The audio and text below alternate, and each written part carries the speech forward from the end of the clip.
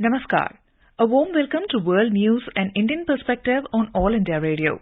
This is Renuka bringing glimpses of the major developments of the day from across the globe. Over the next half an hour, we shall bring to you the latest from the world of politics, economy, sports, entertainment and more. The headlines. Prime Minister of Australia, Anthony Albanese, arrives in Ahmedabad on a 4-day visit to India to hold India-Australia Annual Summit with Prime Minister Narendra Modi in New Delhi on Friday. India slams Pakistan Foreign Minister for raising Kashmir issue at UNSC. India to send 20,000 metric tons of wheat through Chabahar port in Afghanistan. International Women's Day celebrated globally on the theme of Digital, Innovation and Technology for Gender Equality, and Festival of Colours Holi celebrated with gaiety and enthusiasm across India.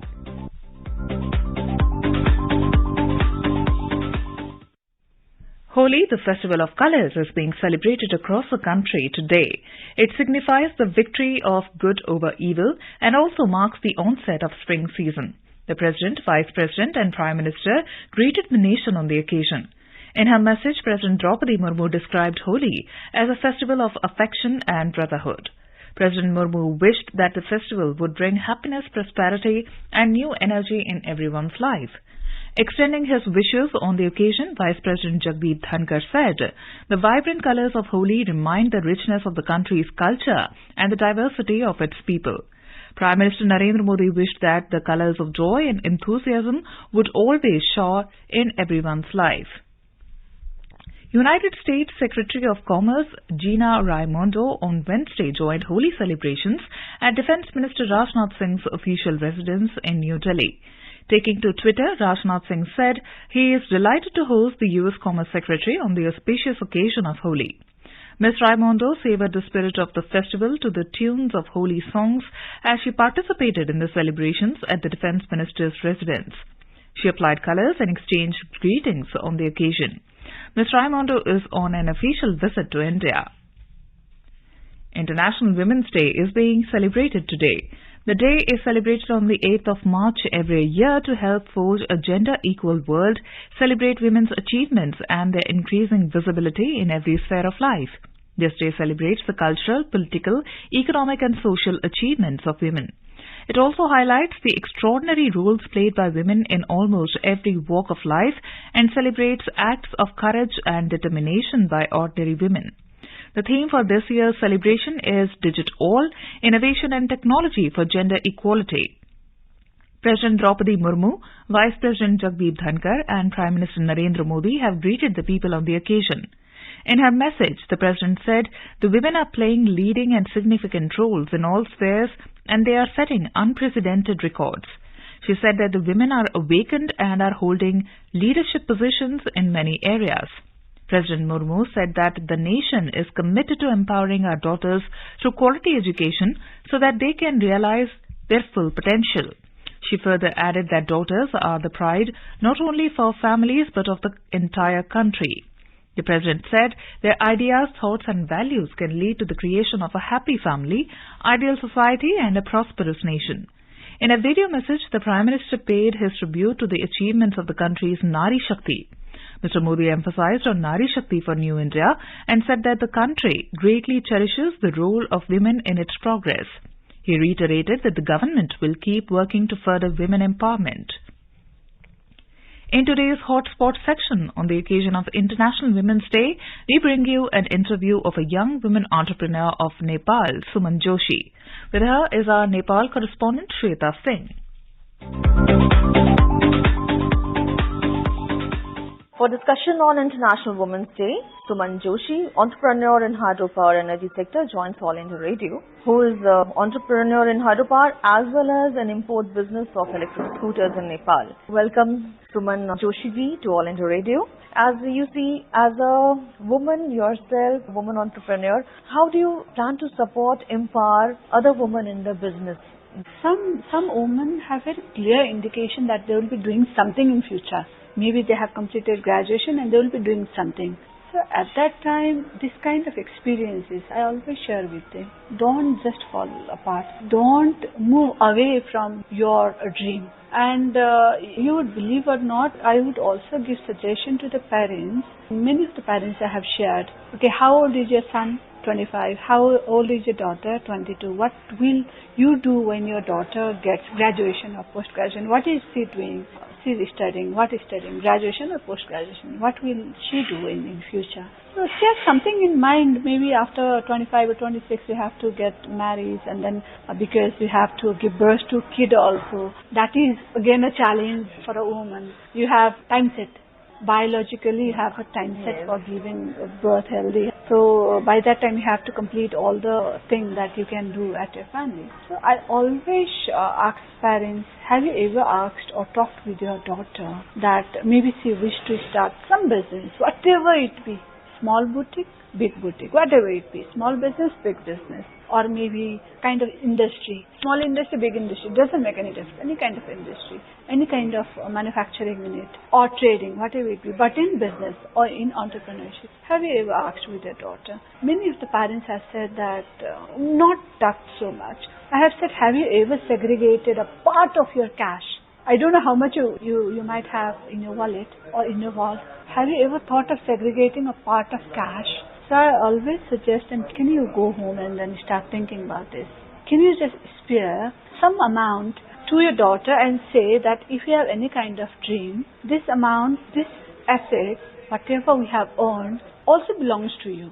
There is a policy from Nepal Rashtra Bank, which is our governing regulatory body, Central Bank of Nepal, that up to 1.5 million Nepali rupees can be accessed by women without collateral as what we call the Mahila Udyamshil Karza, Women Entrepreneurship Loan. Please, you should know about this information. Get the information. Who knows? You will also be eligible to get that 1 million or 1.5 million loan. Always encourage them to at least to go through 3-4 areas. One is garment, always. Second is food business. Food business is also very good. And for few women, I have also said them that if you think that you can do business, and if you are backing your feet because you don't have access to finance, I will invest on you. That's a very good initiative from your side for other young women entrepreneurs, and you're encouraging girls to do their own business. That's very encouraging words from your side that you have been doing. And the thing, because in this world you see gender inequality is there. We cannot deny that. So how do you think men can be allies in the fight for gender inequality, to have equal representation of women as a workforce or in the leadership? How do we take this men as our allies? That's a very tricky question. The reason is that, as I said, that acceptance is a big thing. So acceptance by whom? Definitely by male colleagues, by male people. So I think it's all about, first thing is educating them that we're not a burden. When we are planning for 2035, then why are not we planning to give the education at school level, while these kids will be hiring the woman at 2035 or 2040. So I also personally think that it's again an issue of moral values. It's again an issue of respecting women. It's again an issue of accepting women as your counterpart. So females have very well managed their home. So why can't they manage the office? Or using 4 stoves at a time and then cleaning utensils also. That multitasking superiority of work management, time management, mind management, that female are doing. Then why they can't do at the office? They of course can do at the office. So I think the kids who are at the age of 14, 15 or 16 and who are currently at the school, they should be given a very, very good education, learning and training, because they have also seen that their female colleagues are becoming first, second and third. They are competing in education. They are competing there because now it's not the age, it's the co-ed system in most of the parts of the world. So in co-ed, they are competing with their colleagues, their friends who are girls. So it means that they are prepared to compete in workforce also. They should be prepared to compete in the workforce also, and female can equally do well. So I think that this kind of education needs to be done at school level itself, so that after probably 5 years or 10 years, when they will be in the workforce, they will not find it a kind of very difficulty in accepting women as a leader, accepting women as a colleague. Now that's a very good suggestion, I would say. Educating boys at very young age, and when there is co-education, they respect their women classmates, girls classmates. They know they are competing at school stage, so they can even compete when they are in the workforce. Exactly. So that will be creating an environment of gender equality. It's a long-term version. For a short term, you can have a training or something like that. What happens is, if you're talking any kind of men at the age of 40 or 45, for example, and if you're saying that we're also equally competitive, why are not giving us a chance, directly or indirectly? So their male ego might hurt, because few males have not accepted throughout their age that women could be very good competitor and a very good leader. Really wonderful talking to you, Suman Joshi, on International Women's Day. Thank you so much. Thank you very much.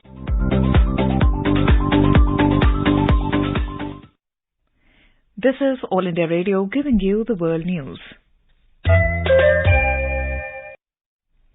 As the world celebrates International Women's Day today, India's presidency at G20 is actively engaged in women empowerment and women-led development under the aegis of W20.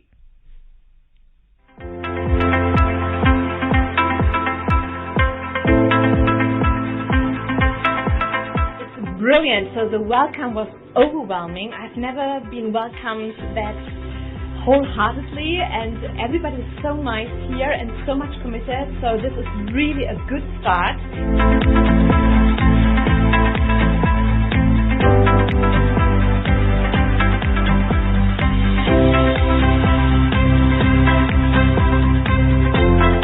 As part of the naval contingent for this G20 W20 inception meet, the main aim is to tell the journey we all have traveled, each one of us, so that we can inspire at least a few women with our stories to join the forces, to join, come forward. Because if you have the power, then you should empower others.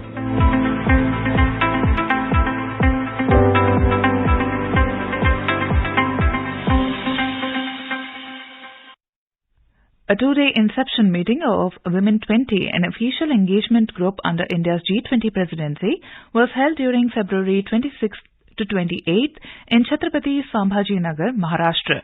Around 150 women dignitaries from member countries, guest countries and special invitees took part in this meeting. There have been, of course, many successful experiments, but remember, this is a platform where we are also learning a great deal from the others. But when it comes to women, I think Mudra, the refinancing kind of approach that Mudra took, also built upon an entire SHG movement, the self-help group movement that India has had, which has had mixed response. But now there is an attempt to strengthen the cooperatives and strengthen the self-help groups, which again disproportionately affects the women much more. And because it affects the women, it is affecting the children in the household as well. So you really have a much larger development impact over and beyond the mere financial inclusion part of it. W20 India has adopted the 4C strategy of collaboration, cooperation, communication to build consensus and call to action to achieve its mission and goals. 5 priority areas for the W20 meeting were women in entrepreneurship, women leadership at grassroots, bridging the gender digital divide, education and skill development, and women and girls as change makers climate resilience action. This is an area that you put priority in, and this is something that you need to do. And then micro-entrepreneurs, majority of your women here, so I think India is in a right step forward. As a follow-up, the W20 will hold a conclave with academicians on March the 25th. An international meet is scheduled in Jaipur on April 13th and 14th. In between, the W20 task force will continue its public outreach programs to bring more awareness and participation from all the women stakeholders. The culmination will be at the W20 summit in Mahabalipuram on 15th and 16th of June. Indian origin Arun Subramanian has become the first Indian American to be the judge of the Manhattan Federal District of New York. The U.S. Senate Judiciary Committee confirmed this development through its official Twitter handle. Mr. Subramanian is also the first person of South Asian origin to serve the bench. India today termed Pakistan Foreign Minister Bilawal Bhutto Zardari's remark as frivolous, baseless and politically motivated on Union territory of Jammu and Kashmir during a debate, Women, Peace and Security at UN Security Council.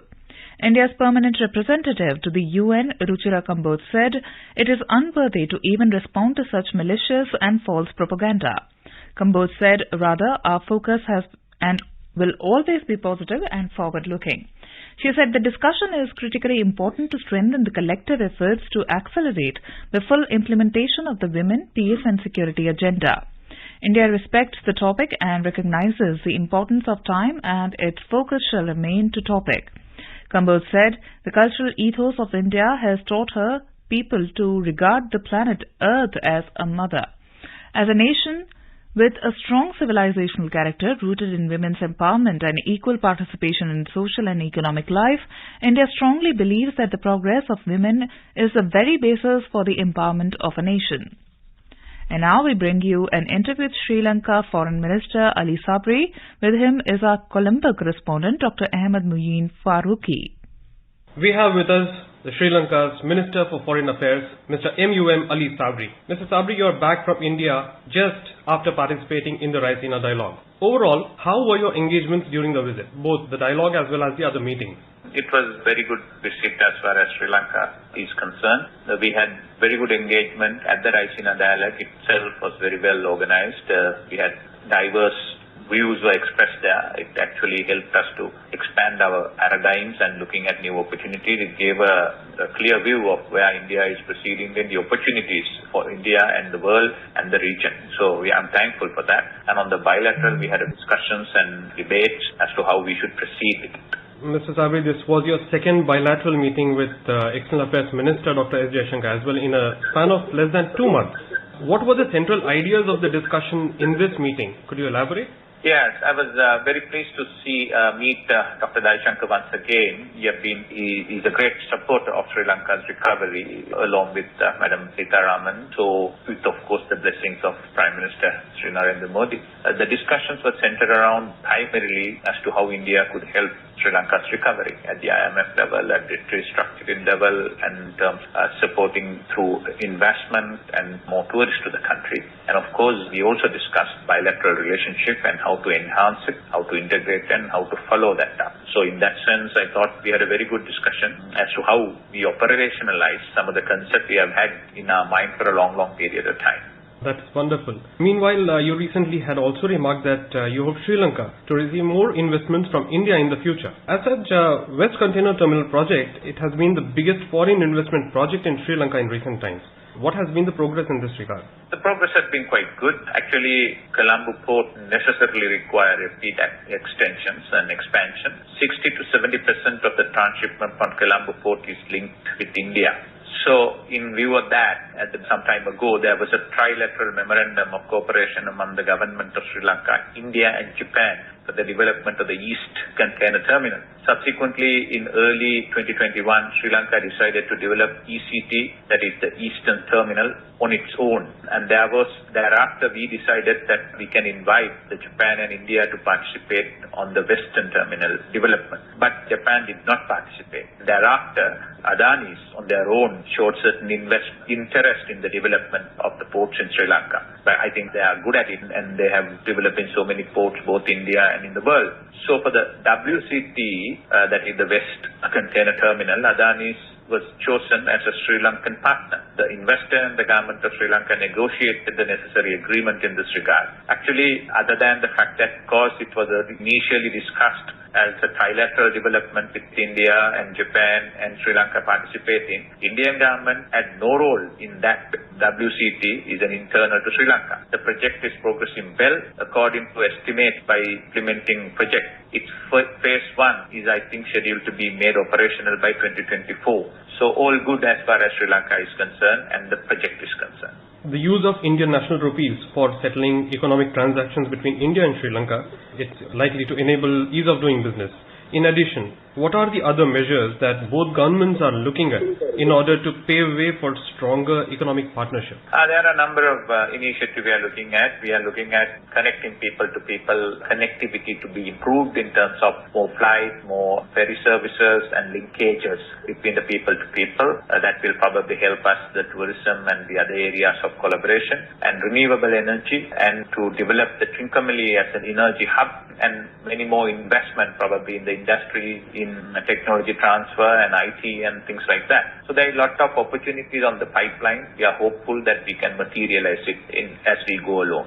Thank you very much to talk to us, Dr. Thank you very much. Middle East Energy 2023, the region's leading energy event, and its 48th edition showcases over 800 exhibitors from 170 countries as well as 20,000 energy professionals and utilities decision makers. India Pavilion with 37 exhibitions as coordinated by Engineering Export Promotion Council of India, Ministry of Commerce and several other exhibitors presented various innovative ideas including how to reduce carbon footprint and enhance the power utilization efficiency of renewables. India Pavilion was inaugurated by Dr. Aman Puri, Consul General of India at Dubai, on 7th of March in the presence of K. Kalimuthu, Consul, Economic Trade and Commerce, Debashish Chakrabarti, Deputy Director, and Mr. Kamal Chakrabarti, Senior Assistant Director, EEPC. Australian Prime Minister Anthony Albanese reached Ahmedabad on Wednesday. During his trip, Mr. Albanese is scheduled to visit Mumbai and Delhi as well. Prime Minister Narendra Modi and Mr. Albanese will watch the first day's play of the fourth Test match between India and Australia at Narendra Modi Stadium in Ahmedabad on Thursday. The visiting dignitary will be accorded a ceremonial welcome at the forecourt of the Rashtrapati Bhavan on Friday. He will also call on President Draupadi Murmu. Prime Minister Narendra Modi and his Australian counterpart will hold the annual summit to discuss areas of cooperation under the India-Australia Comprehensive Strategic Partnership besides regional and global issues of mutual interest. India will send 20,000 metric tons of wheat to Afghanistan through the Chabahar port in Iran. The External Affairs Ministry said that the decision was made in order to address the current humanitarian situation. Holding the first India-Central Asia Joint Working Group on Afghanistan in New Delhi yesterday, India also discussed the current political, security and humanitarian situation in Afghanistan with the participants. They emphasized the importance of formation of a truly inclusive and representative political structure that respects the rights of all Afghans and ensures equal rights of women, girls and members of minority groups, including access to education. Jammu and Kashmir government celebrated International Women's Day in a unique way. It organized a plantation program under the theme Ped Lagao Beti Ke Naam. The initiative involved women and girls in afforestation, environmental conservation and creating awareness. Over 1,000 saplings of various species were planted along the National Highway Ring Road NH44 at Chak Avtara Panchayat of Bishna Tehsil of Jammu district today by over 300 participants. Women planted saplings in the name of their daughters and pledged to protect them and carry forward this initiative in other villages also. The plantations along newly constructed highways including Jammu, Udhampur, Kazigund, Srinagar and Jammu Ring Road stretches will help in developing green highways. During the current year, 1.35 crore saplings are being planted across all the districts of Jammu and Kashmir. In cricket, Women's Premier League WPL, the match between Gujarat Giants and Royal Challengers Bangalore is underway at Brabant Stadium in Mumbai. Chasing a target of 202 runs set by Gujarat Giants, Royal Challengers Bangalore were 178 for 5 in 19 overs when reports last came in. Earlier put into bat, Gujarat Giants posted 201 runs in stipulated 20 overs with loss of 7 wickets. Sophia Dunkley scored 65 runs followed by Harleen Deol 67 runs. Shreyanka Patil and Heather Knight took 2 wickets each.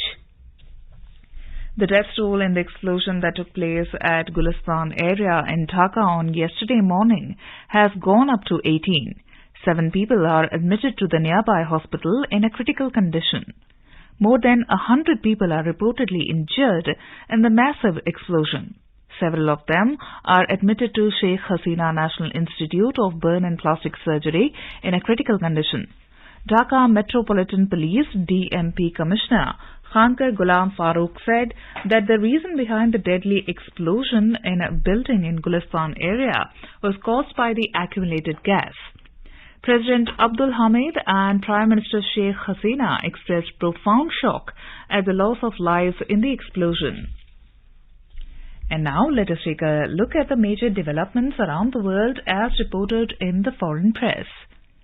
The Guardian writes, International Women's Day 2023, Women Defy Protest Ban with March in Pakistan.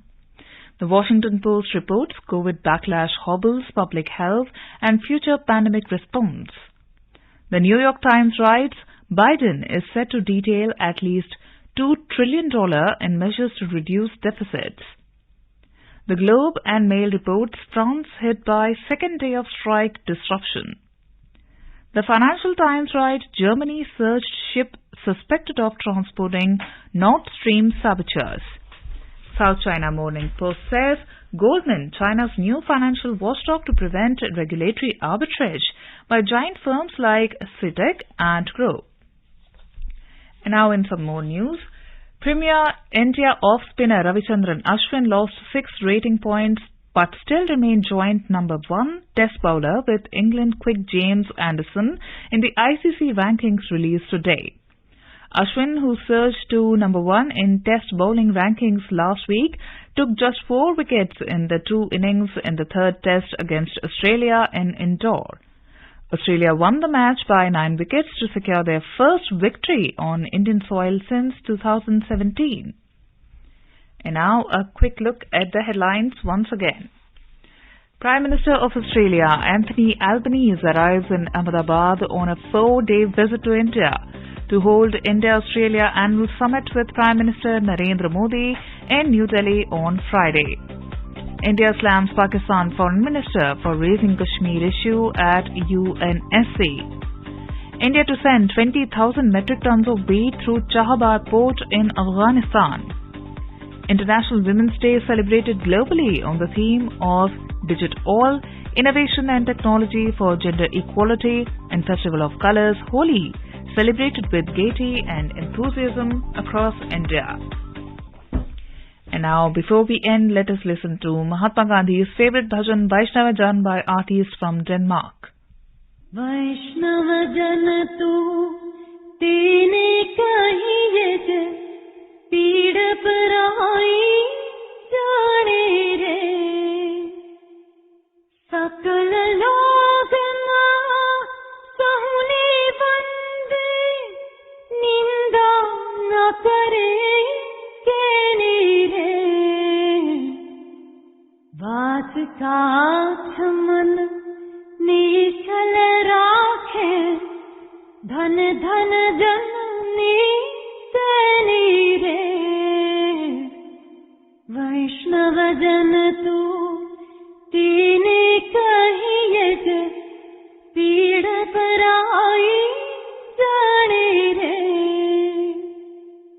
समुद्री श्रीन कृष्ण त्यागी पर श्री जैने मात रे की भात की असत्य न बोले पर धन न झाले हाथ रे वैष्णव जन तू तीने कहिए पीड़ पराई जाने रे मोह माया व्यापी नहीं जैन दृढ़ वैराग्य जैनो मन मारे राम नाम शु ताली लागी सकल तीर्थ तेनो सन मारे वैष्णव जन तू तीने कहिए पीड़ पराई जाने रे